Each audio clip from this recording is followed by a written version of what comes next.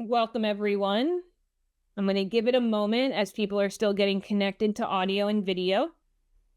Just want to welcome everybody. You are in the right place. This is PCTPA's countywide Zero Emission Vehicle Infrastructure Plan virtual workshop. We had just under 50 people register for tonight's meeting, so we're going to just give it a minute. I'm going to go really slow over these first couple of slides as we still see people are still signing in and joining the meeting. It's really exciting to be here today. My name is Katie DeMeo. I'm with AIM Consulting. I'll be helping facilitate the meeting.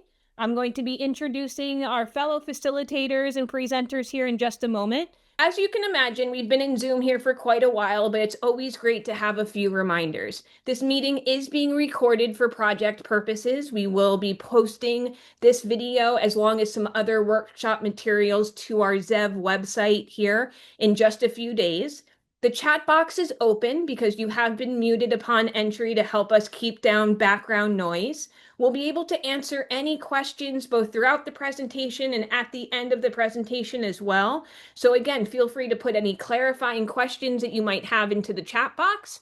Feel free to let us know how you're feeling about the presentation, and we'll be happy to answer any questions when we get to the question and answers here at the end. And so here on this next slide, I get to go over our agenda for here. As you can see, I am doing some welcome and introductions. We're going to invite PCTPA up here in just a moment to give a little background about the plan and some of the motivations behind it. We're going to talk about what we're seeing in the future trends and needs for around EV infrastructure, do a sitting analysis. I'm going to be back to talk a little bit about what we've been doing in public engagement. We have pilot projects that are going to be underway. We're going to be doing, again, a discussion and Q&A and a little bit of the next steps before we leave you here. And so finally, on this next screen, I get to introduce our presenters here. And so, as I mentioned, this is being presented by Placer County Transportation Planning Agency. We have David Melko, who you'll be hearing before in just a moment. He's the Principal Transportation Planner. With ICF, we have Sam Pornaziri, he's the project manager, and Theodora Constantino, she's the technical lead. You'll be hearing from both of them in just a moment. And a reminder, my name is Katie, and I have Felix in the chat box helping us out as well. And so with that, I am going to launch our first poll. So if you were here with us maybe in person, you might be filling out a sign-up sheet, letting us know, putting a dot on the map, letting us know where in the county you might be from. And so from the people who have joined us here today, let us know, are you from Auburn, Colfax, Lincoln, Loomis, Rockland, Roseville?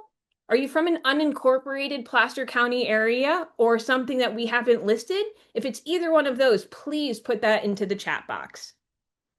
And so I'm going to leave this open. Looks like we have mostly everyone has already answered, which is great. I'm going to let a few more in. I'll share the results. Thanks, Phil. Looks like Phil's here from Antelope. He just put that in the chat.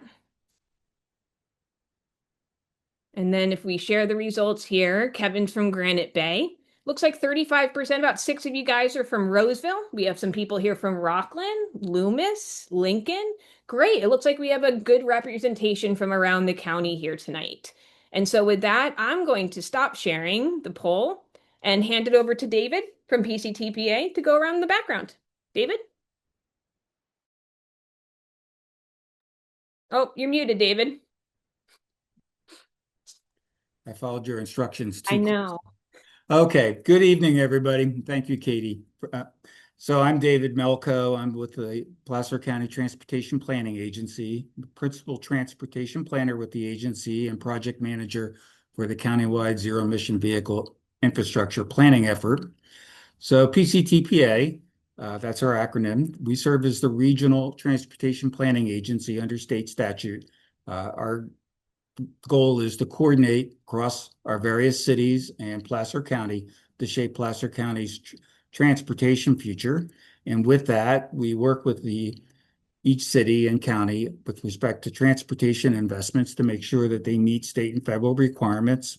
And of course, importantly, we try to maximize both federal and state funding opportunities that are directed to these local projects.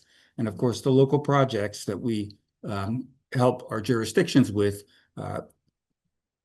their goal is to improve mobility with respect to the transportation system, and we do that for both cars, trucks, buses, bikes, and foot pedestrians. Next slide. Okay, so why are we doing a countywide zero emission vehicle infrastructure plan? So zero emission vehicles are, rapidly growing across this state, and later on in this presentation, there'll be some statistics with respect to where we are with zero emission vehicles, both in the state and Placer County. And so with that, we are putting together an infrastructure plan that will be key both for electric vehicle charging as well as hydrogen fueling.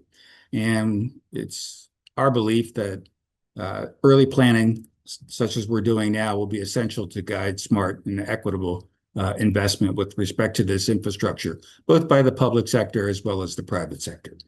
And this countywide zero emission vehicle plan will set the roadmap for building out this charging and fueling network for Placer County for the next 20 years. And with that, I'd like to introduce Sam Pornazzari with ICF, and he will discuss the need for change. Thank you so much, David. Sam Pornazzari, Senior Director of Clean Transportation Energy at ICF, and Project Manager on this project with the Placer County Transportation Planning Agency. Next slide. So David talked about at the high level on why we need a ZEV infrastructure plan. And one of the things he mentioned, one of the bullets he mentioned was that ZEVs are growing rapidly. So let me provide you with some stats on where we stand today. It's important to know where we stand today and where we're going into the future. So as of last December 2024, there were more than 22,000 zero emission vehicle registered in the county, in the Placer County, out of the approximately 350,000. This is a little bit over 6% of all vehicles registered in the county have been zero emission vehicles. Of those, 17,000 were battery electric vehicles, 5,000 were plug-in hybrid electric vehicles, and 52 of those were fuel cell electric vehicles or hydrogen powered vehicles. So that's about the total registration. However, this market is growing. Like in 2021, there were only out of every 10 vehicles that were sold in the county and registered in the county as a new vehicle, only one of those were zero emission vehicles. Starting 2023, Q3 of 2023, out of every 4 vehicles that were sold in the county, one of those were zero emission vehicle. And this last summer, out of every 3 vehicles that were sold in the county, one of those were zero emission vehicles. And we're seeing this growth. Of course, over the last 2 years, there has been a little bit of a headwind over the zero emission vehicle adoptions. The percentages of the market share has been staying around 25%. I mean, this partly due to the cost of those vehicles, due to the economic conditions, high interest rates. But overall, we're still seeing this growth trend over last 4 or 5 years in terms of the adoption of the vehicles. Next slide, please.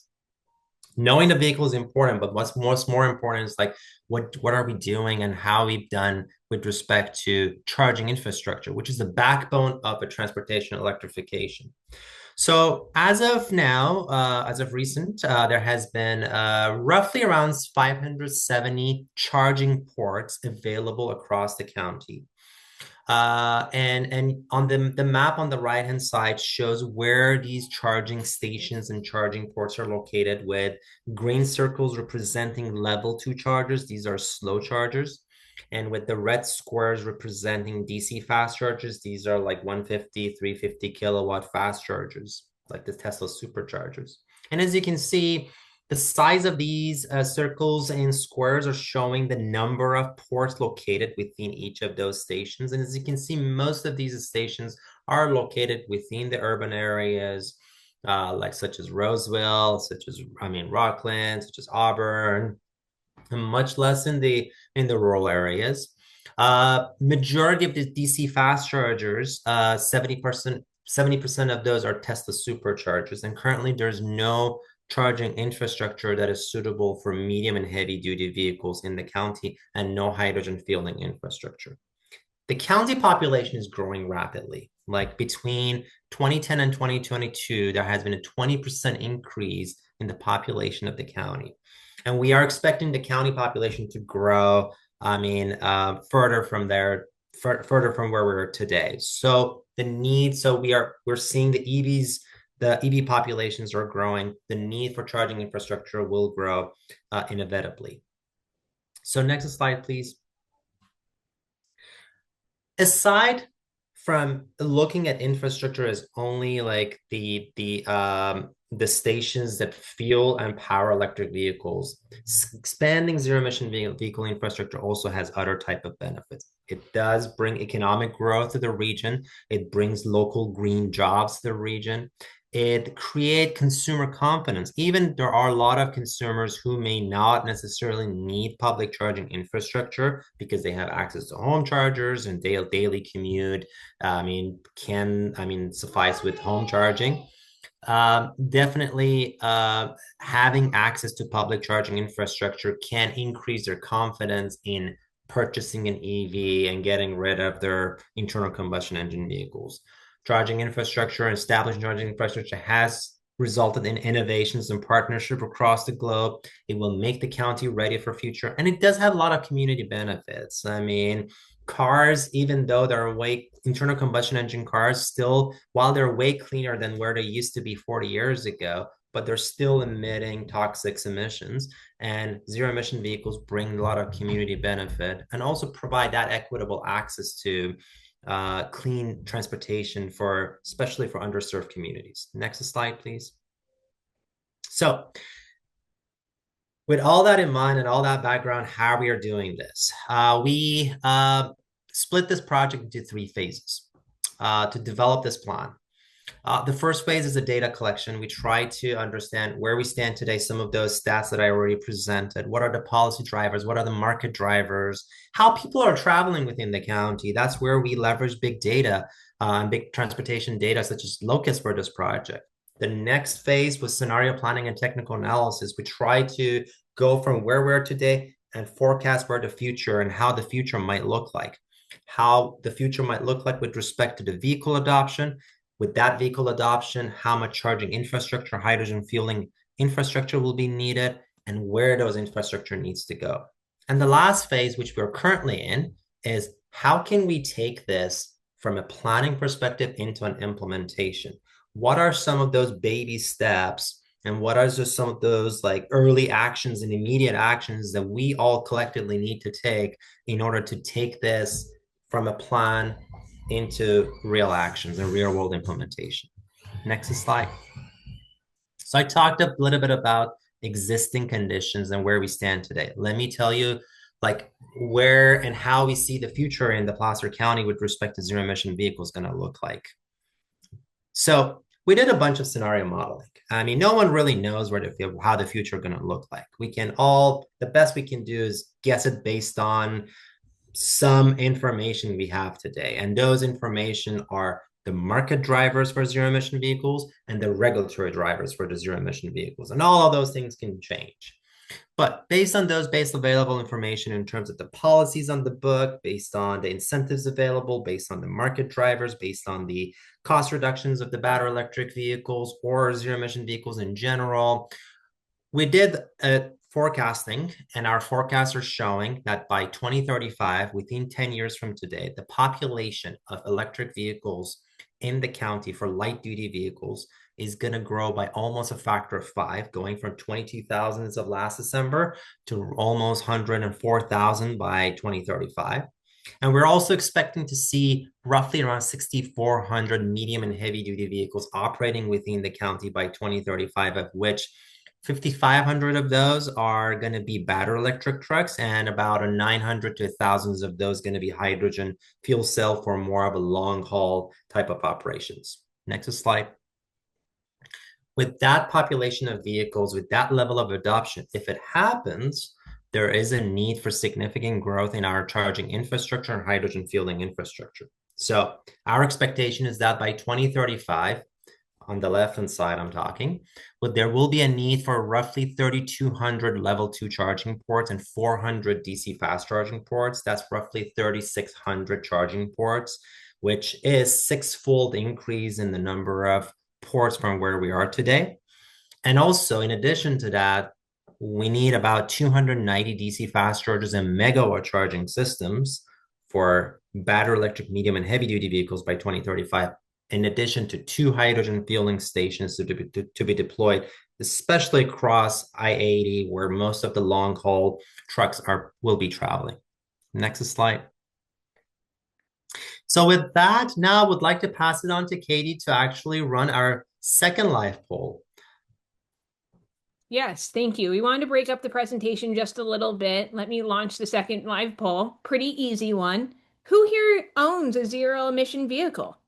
We just want to know before we move on to our next part of the presentation. And again, we have plenty of time at the end for feedback. We're almost there. So if you have any clarifying questions or any questions of the presentation, let us know. Feel free to put them in the chat at any time. And so with 86, 90, almost everyone answered. Thank you so much. And so I'm going to share the results. 29% do, 71% don't. And so we're really excited that you are here today to learn more about the plan for the countywide zero emission vehicle. Man, I can't speak tonight. Theodora, I'm going to turn the presentation over to you at ICF for the next section. Thank you. Thanks, Katie. All right, so now that we have a sense of how many vehicles we expect and how much new infrastructure will be needed, the next question is really where the infrastructure should go. And to figure out where publicly accessible charging and hydrogen stations could go for both light duty, but also medium and heavy duty vehicles, we conducted a siting analysis looking at every site or parcel in the county and giving each one a score based on available data. First, we narrowed the list to sites or parcels that could realistically work. For example, we removed parcels that are too small or unsuitable for public infrastructure, and what stayed in were places that could actually host public infrastructure, such as, for instance, commercial, industrial, or vacant properties, and others with enough space and access. Then we scored each site based on 5 main groups of criteria that you see on this slide. More specifically, utilization criteria measure current and future travel activity and how long vehicles typically stop in an area so that we can find places where charging or refueling could actually be needed. Land characteristics include things like whether a site has enough space, access to major roads, nearby amenities for drivers, or, for example, existing logistic facilities that are very important for trucks. Next, equity ensures we are improving access to clean transportation while minimizing impacts in sensitive communities. And here we looked at how close sites are to socially vulnerable areas and how much benefit the infrastructure could bring to those communities. Grid capacity is another important factor and tells us if the local electrical system can handle new chargers or if upgrades might be needed. And lastly, environmental factors make sure we are avoiding areas prone to flooding or wildfires. And all those factors were combined into a single score so we could see where strongest opportunities are for zero emission vehicle infrastructure. To make the results easier to explore, we developed also an interactive mapping tool which visualizes everything, and we'll show you a quick demo of that tool later. So I mentioned earlier grid capacity as one of the key factors in the siting analysis, and here we want to highlight that a bit more because it's often a challenge. The map shows where available grid capacity is clustered across the county, indicated by the dark purple color in that map, but only for the sites that were actually considered in our siting analysis and only based on the data we had available, of course. You can see that higher capacity is mostly concentrated in urban areas like Roseville, Rocklin, Lincoln, Auburn, and especially along the I-80 corridor. Rural and eastern parts of the county have more limited or scattered capacity, which means that they may need upgrades or longer interconnection timelines. And because these projects depend a lot on grid capacity, early coordination among utilities, cities, and developers is very important to avoid any delays and to ensure that the sites are ready when funding or projects become available. Let's now look at some of the key results of the siting analysis, starting with the infrastructure siting for the light-duty vehicles.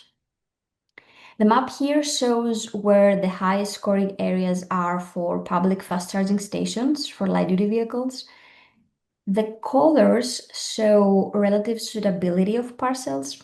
Green means higher scores, orange and red mean medium and lower scores, based on all the siting criteria we discussed earlier. And you also see some white circles, and these highlight examples of areas that stood out as priority zones where multiple parcels scored relatively well. As you can see, most of the higher scoring locations are in the western, more urbanized parts of the county, places like Roseville, Rocklin, Lincoln, Loomis, and Auburn. These areas have a mix of activity centers, they have existing grid capacity, and access to major corridors like either I-80 or Highway 65. We also see some smaller clusters in recreation and lodging areas, such as, for example, around Alpine Meadows, where seasonal travel and longer dwell times may make public charging useful. Next, this map shows the priority areas for medium and heavy-duty vehicle charging, and in this case, we show sites that could support high-power charging. The map here includes also some blue markers. These show truck parking locations, and we also show existing warehouse facilities, and these are indicated with gray markers. You can see some correlation here. Many of the higher scoring parcels are near these sites, especially along I-80. If we zoom in, we will see green colored sites there, or in Rocklin and Roseville, such as the industrial area east of Roseville.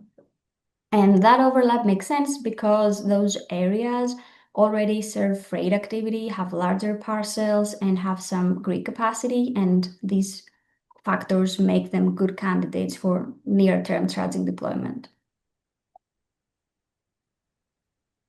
For hydrogen stations, the map focuses only on medium and heavy-duty vehicles because those are the ones expected to rely more on hydrogen for longer range and faster refueling.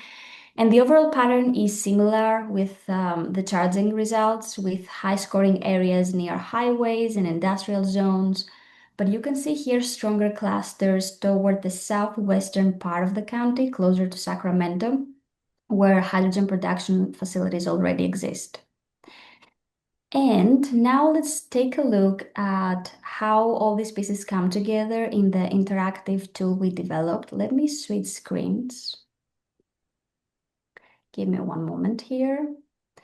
In the meantime, we can also drop the link to the tool in the chat.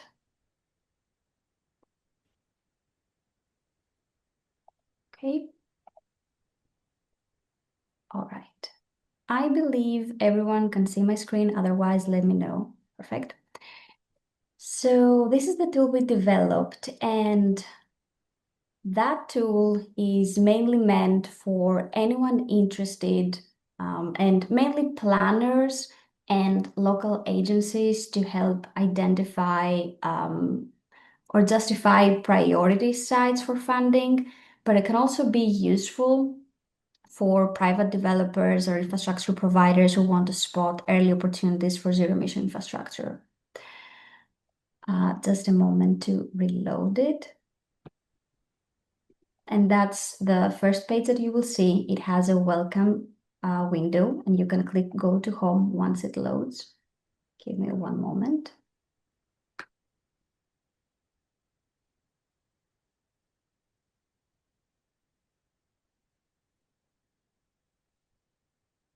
Let me reshare. I think it's frozen on my end. Okay, there you go. Just a moment. Sorry about that. Okay. I believe now you should be able to see the main page of the tool. Thanks for confirming, Mike. Yeah, so this is the map that shows the county and its parcels, those colored polygons that were considered in the analysis. You may notice that there are areas where no parcels appear, such as here or here. That's mainly because, as discussed earlier, we applied certain exclusionary criteria. So parcels with incompatible land uses or parcels that don't meet the minimum size requirements are screened out. And the map is interactive, meaning that you can zoom in or zoom out depending on the scale we want. And there are also other features that can provide some useful context for users. We have an information button here at the top right that has more information about the project. And there are also separate tabs, as you can see here, that show, for example, how the users can use the tool through these Quick Start Guide tab, but also some more information about our methodology and how every citing criterion is set up and scored, as well as other definitions related to the tool. But let's go back to the home page. The main feature we want to highlight is this selection panel that you see here. So you can use this to filter the results that you see on the map. You can choose, for example, the scenario year, for instance, the current conditions, or future years like 2030 or 2035, depending on whether you want to see results based on today's travel patterns or on what's expected as more vehicles hit the road. You can also choose the type of infrastructure you want to look at, for example, light-duty vehicle charging or medium and heavy-duty truck sites. And specifically, are you interested in electric vehicle charging stations or hydrogen stations? Next, we also have a filter for the facility size. So you can pick that, such as a small site in size with just a few chargers, or a larger site able to host more chargers.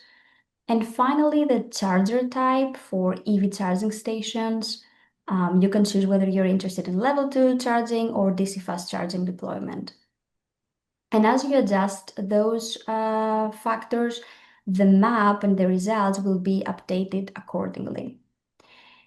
And the map here shows generally the overall composite score, as you can see here, which reflects all criteria combined, and scores range from 0 to 10 typically, and you can see the legend at the bottom left.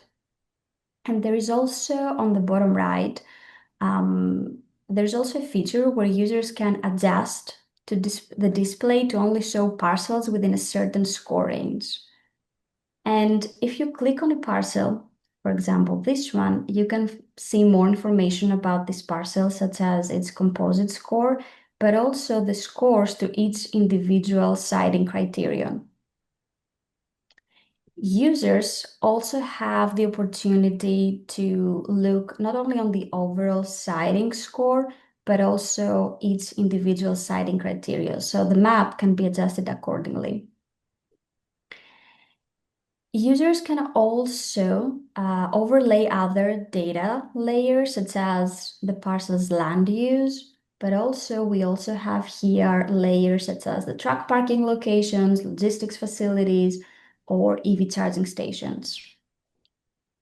And lastly, you can download the results through this feature here. And the results will include the parcel information and the scores to the different criteria. And that gives you a sense of how the tool works and what users can explore. Let me now go back to the presentation to discuss a few caveats about this tool. Just a moment. Okay.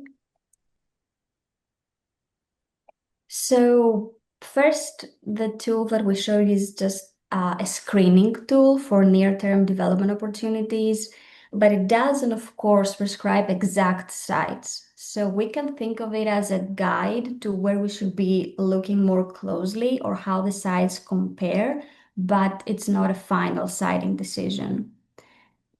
And the scores are comparative. So just because a parcel has a high score doesn't mean that it's ready to build on. So we need more information, more site-specific details such as grid interconnection information, permitting, costs, community input. All these need to be evaluated before any decision is made. Third, the data itself has limits. For example, land use and zoning data are updated periodically, and sometimes they're not perfectly accurate.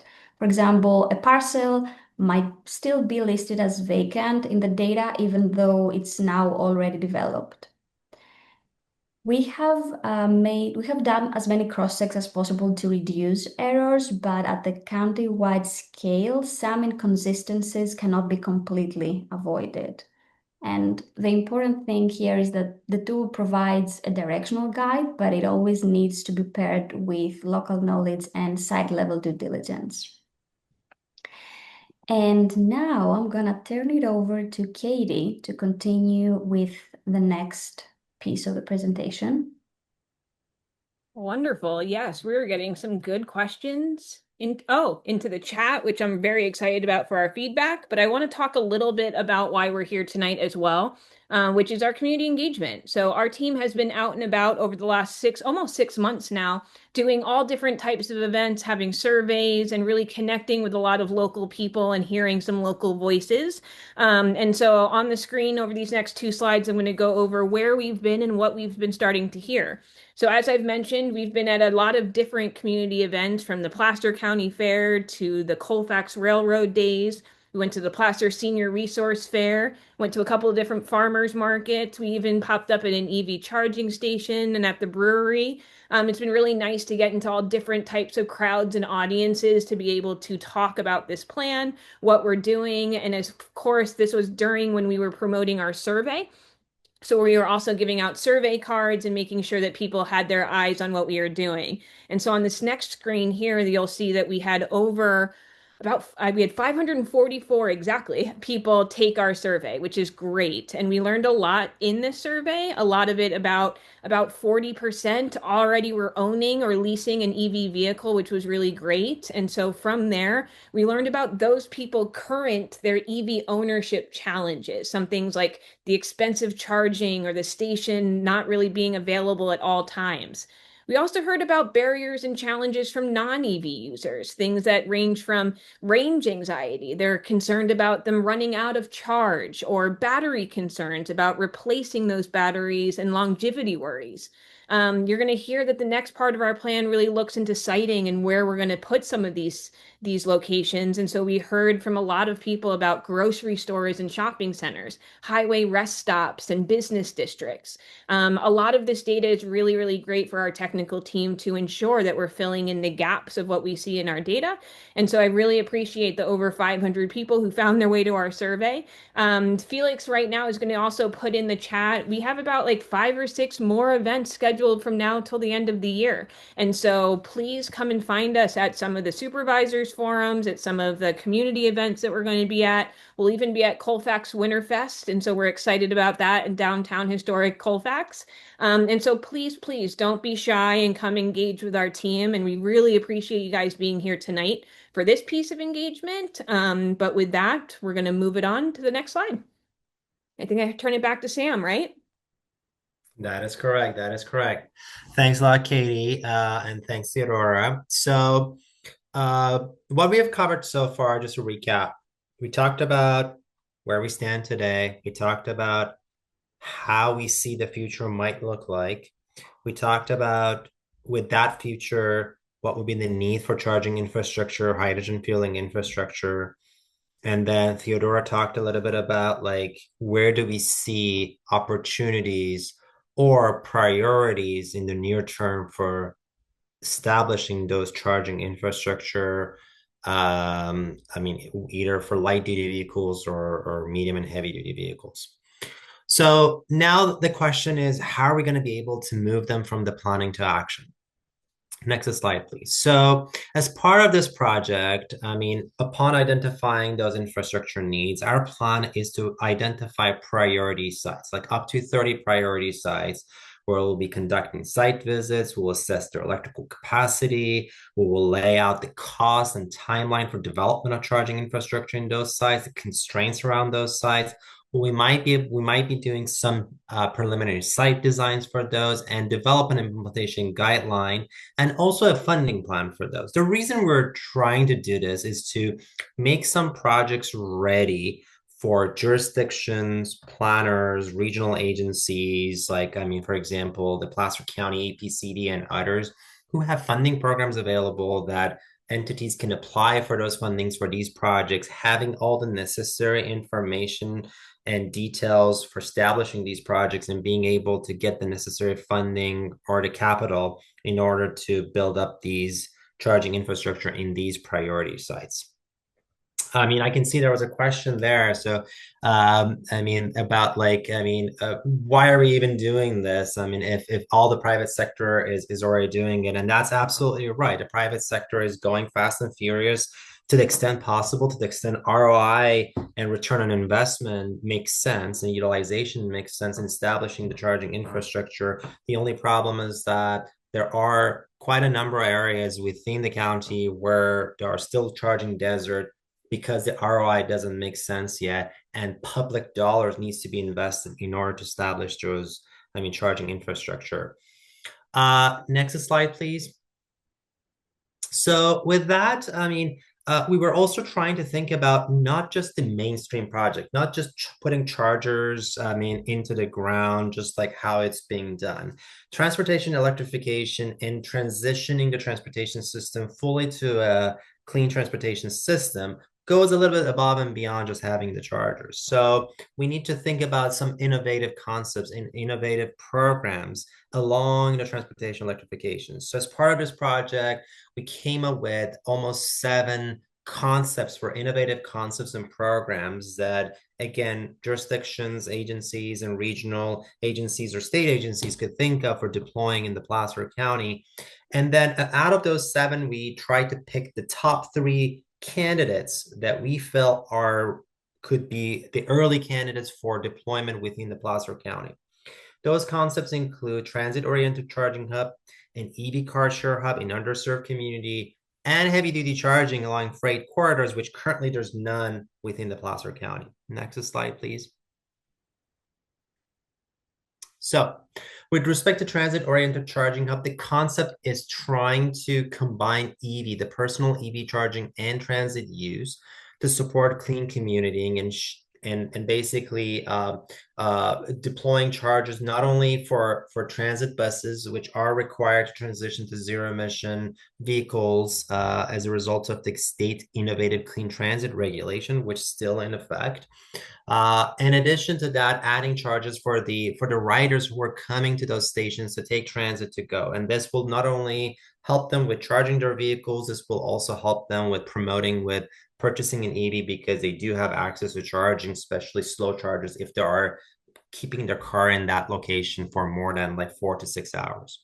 The second concept is an EV car share hub. There's still a lot of areas within the state and within the county who do not have a great access to mobility. So if you are trying to provide that access to mobility, why not creating a clean mobility options, especially for those underserved communities?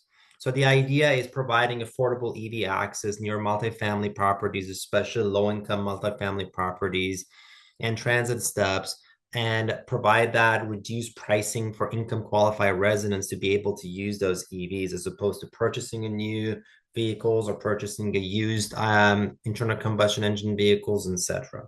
And the last concept is it's pretty familiar probably to all of you. The concept is establishing charging infrastructure across the major freight corridor, whether it is the Interstate 80 or State Route 65. And this is mainly for freight haulers. There are a lot of pilot projects or projects being done within the Bay Area, especially Port of Oakland with the Clean Heavy Duty Grant, with the Clean Ports Program to deploy zero emission trucks. And some of those trucks travel across Highway 80 from between Oakland to Reno.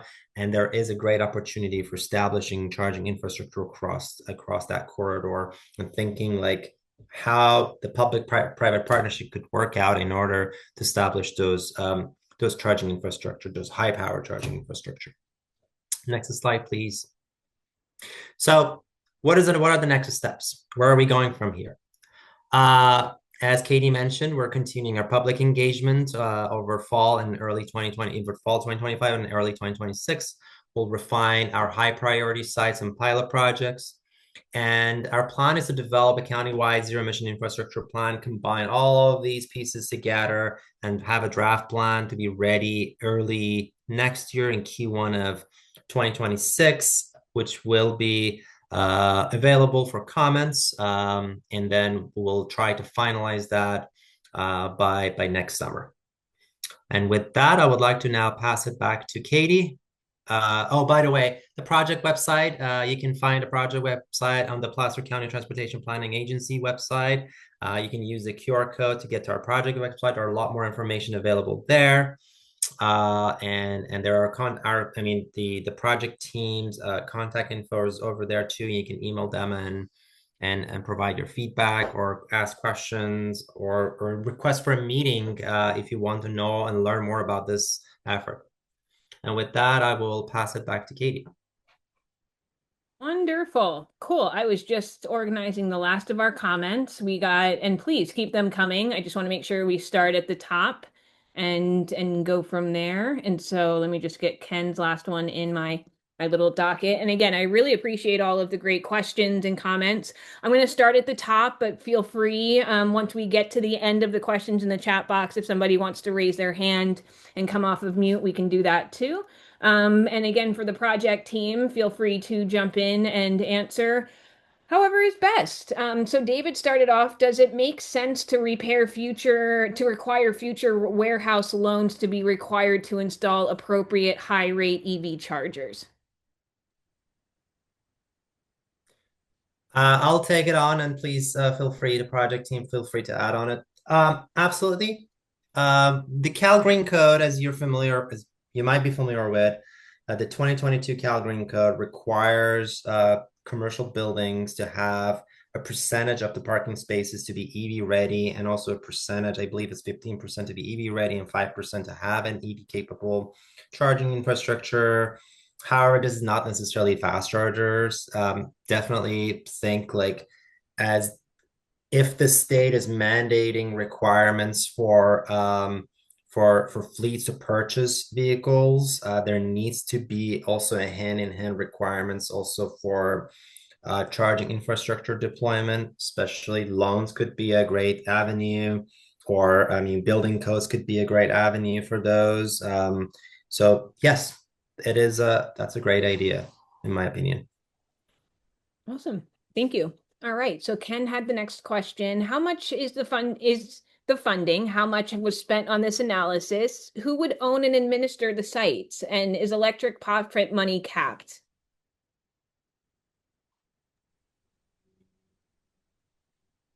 David, do you want to take the first? Sure.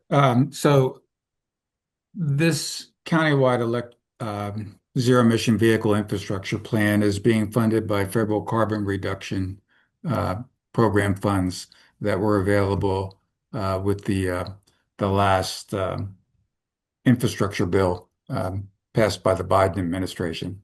And we secured a $1.2 million grant, and that is being used to fund this analysis. And with respect to own and administer the sites, that is to be determined on, first of all, which agencies or jurisdictions apply for those funds and how they would like to manage the operation and maintenance. Some cities, they get the funding and deploy the chargers and own and operate the chargers.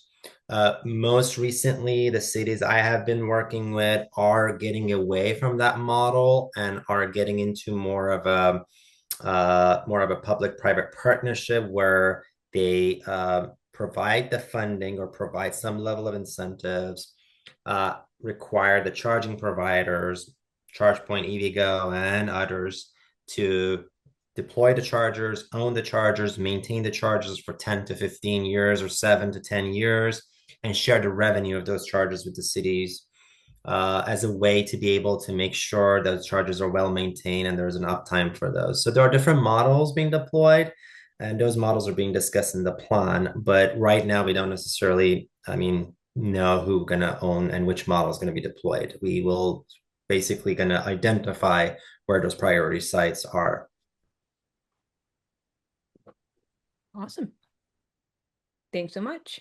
All right, so on to the next one. Keenan had a great comment about, Keenan is a licensed professional electrical engineer, and so he had a great comment about about the challenges that hydrogen is facing, but he wants to know really what are the assumptions feeding into the need for hydrogen stations. From everything that he's seen, they rarely make sense, especially as battery costs keep dropping significantly.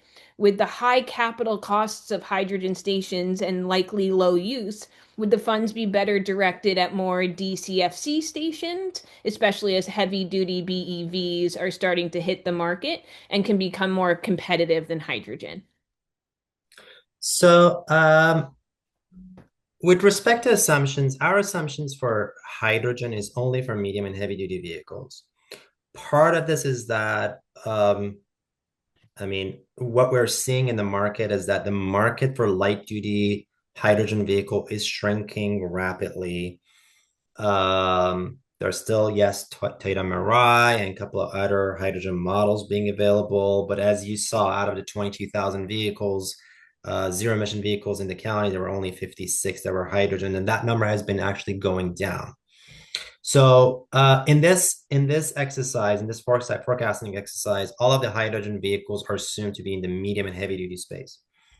Part of the need for the hydrogen, our understanding or basically our assumption for the need for hydrogen is really around the long haul operations. The operations that requires anywhere between 500 to 700-mile range for heavy duty vehicles, for basically, Class 8 heavy duty vehicles, and needs to go across different states, where it's not necessarily the question of whether you can have as big of a battery to be able to create that range. You can. The problem will come with the payload capacity. With the energy density of the batteries as of today, putting a battery on the order of to have a 500-mile range, you need a 1 megawatt hour battery on these trucks. That's going to add a lot of weight to the tractor itself, which needs to be taken out of the weight of the cargo. And based on our conversation with a lot of the fleets, they do not necessarily seem that to be economic or economically feasible. Of course, if the battery energy density goes up, which is expected, or there is a breakthrough in the battery technology to be able to create those ranges at not a lot of cargo capacity loss, then there are opportunities. At this point, we just made some small assumptions around hydrogen. Yes, we know there are a lot of uncertainties around hydrogen, especially with the loss of all the fundings around Hydrogen Hub, the hydrogen still being at $20 to $30 per kilogram, way more expensive than diesel, let alone electricity. And also with the bankruptcy of Nikola and Hyzon earlier this year, there's a lot of uncertainty around hydrogen, even in the medium and heavy duty space. But for the sake of looking into the long haul operation, which still we haven't really seen other than Tesla Semi, which claims to be around those ranges, we still haven't seen a lot of market there. We're making some assumptions that part of that market could go into hydrogen, but absolutely agree that this assumption could be totally wrong and the whole transportation could solely rely on electric. Could I add just briefly?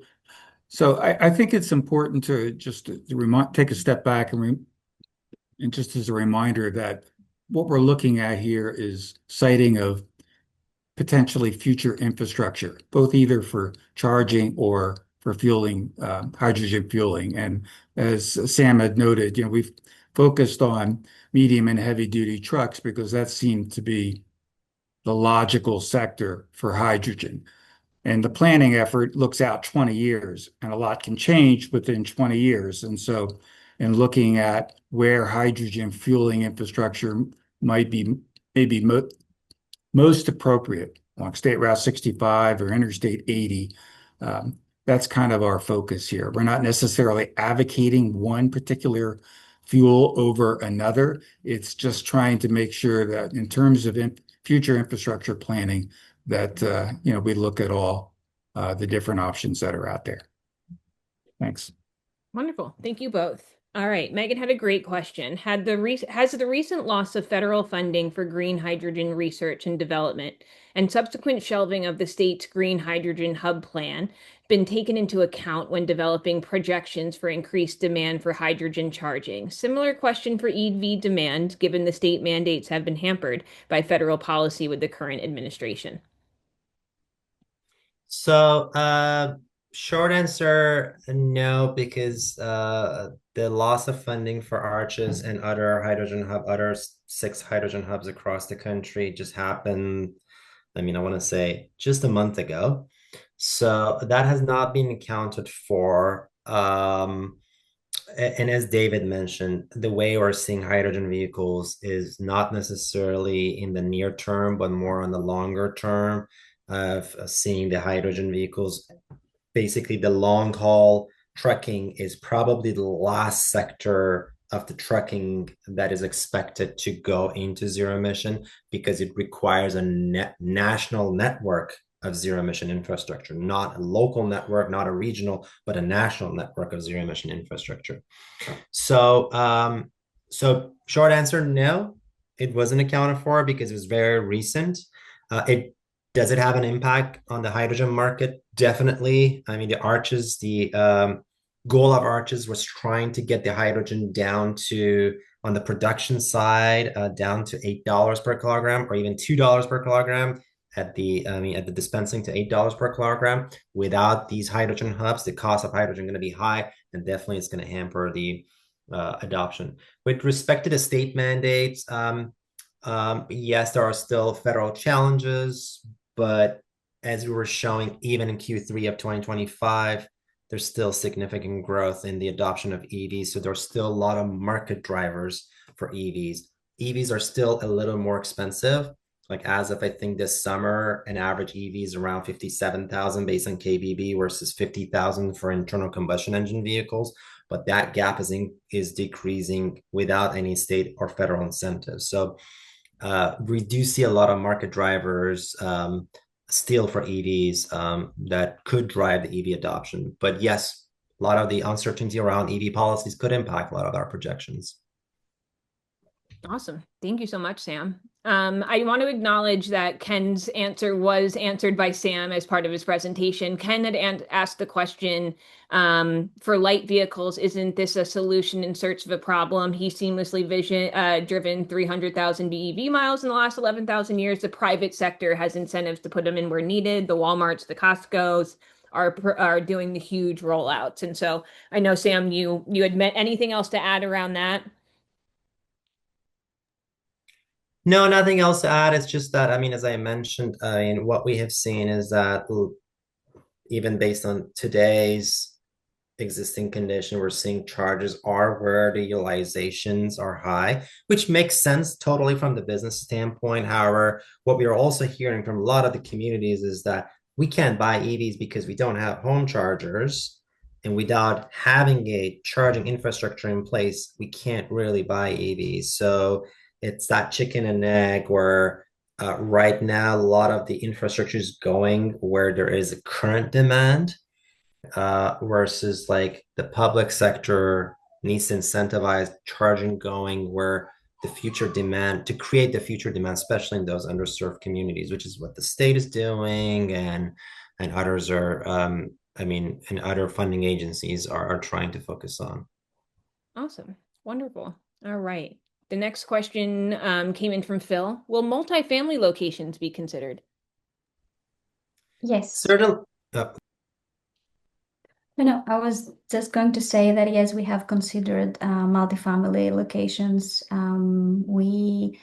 Also in the tool, if you explore the tool, you will see that in the land use drop-down menu, we also have the multifamily parcels. So if you're interested, you can also specifically choose to see those locations and how they score with respect to all these siting criteria we had. So yes, we do consider those. Awesome. All right, Keenan had more of a comment, but I just want to read it. If these chargers are community owned and primarily for community benefit, I'd urge the team to determine if more L2 chargers near community hotspots is preferable over the DCFC chargers. L2 chargers are far cheaper to install and have much less of an impact on peak grid, which could be, which in the case of DCFC can create costly grid upgrades. Cheaper chargers could charge lower prices and benefit the communities further. So wanted to acknowledge Keenan's comment there. I think Keenan is must be listening in on some of our meetings. So we have the same strategy. So we're thinking alike. Yeah, this comment is a music to my ear. And adding on top of that, level 2 chargers, dollar per kilowatt hour is much lower than DC fast chargers. I mean, at the same time, Keenan, one thing we have seen in our surveys is a lot of people loves DC fast chargers. However, for any EV owner in this workshop attending, probably all know charging at a DC fast chargers. Like I think a couple of weeks ago, I charged my car at an EV Go where I had to pay 75 cents a kilowatt hour. Is definitely more expensive than if I had a gas car. So whereas a level 2 charger could be way lower than that and it's much more cost effective. And as you said, sometimes we feel like we need to be done, this needs to be done in 20 minutes, but sometimes we're keeping our car like parked for 4 or 6 hours. So level 2 can definitely work out. And part of this next question, Ken did add level 2 charging at transit hubs would most likely give the best return on investment, which is great. Absolutely agree. Yeah, and Ken also had another question. So, autonomous ride car sharing will change the need, location, and utilization of charging, and will change greatly over the next decade. Are we factoring that into our plan? No, unfortunately not. And you're absolutely right. If we can foresee a future or a near future where all vehicles, we have robo taxis all over and we don't need like our own cars, that charging infrastructure and the patterns of those could definitely change. But no, not in this plan. We did not account for autonomous vehicles and adoption of autonomous vehicles, at least over the next 5 to 10 years. Awesome. Just one other comment that came into the chat was Kevin just applauded the team for the presentation and for looking at a variety of different ZEV fueling and charging stations and encourages the team to keep up the good work. And so that is the end of our chat box questions. Is there anyone who would like to raise their hand and come off mute? Or if there's any other questions, we're really lucky to have ICF here to be able to explain some of this. And so we're happy to answer any questions, go back through any parts of the presentation. Just want to make sure that we're making ourselves available.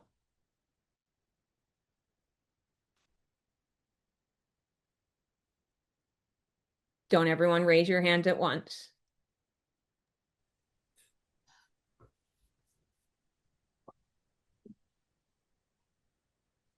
Thank you, Keenan. Again, we really appreciate you all joining us tonight. This has been a really great presentation, a really great informative talk. As we've mentioned, and Felix, maybe you can put back in the chat box the events that we're going to be at in the next 2 months. And so it ranges from supervisors forums to community local events to events with the Latino Leadership Council, which we're really excited about. And just make sure you come out and join us and see our team and talk to us, see some of our exhibits. We've been enjoying talking to everybody.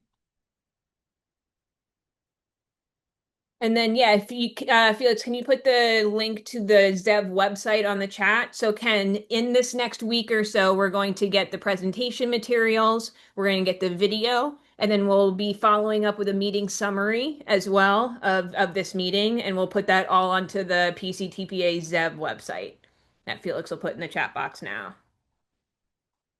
And just to add to that, Katie, too, the website does have both David Melko's and my contact information if you do have any questions about the project. Awesome. Yes, please don't be shy. Please reach out. And also, if you have a community event or a neighborhood association group or anyone that you want us to go and talk to, please, please, please don't hesitate to let us know. Is there anything else from the project team before we maybe say goodbye? Thank you to all the participants. Excellent.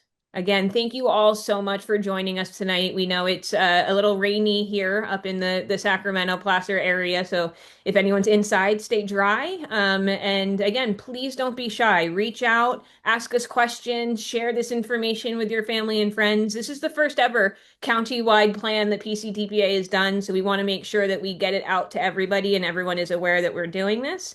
And so again, with that, I just want to say thank you. And with it being 6:31, we can shut this down. So you guys all have a great rest of your night, and we will talk to you soon.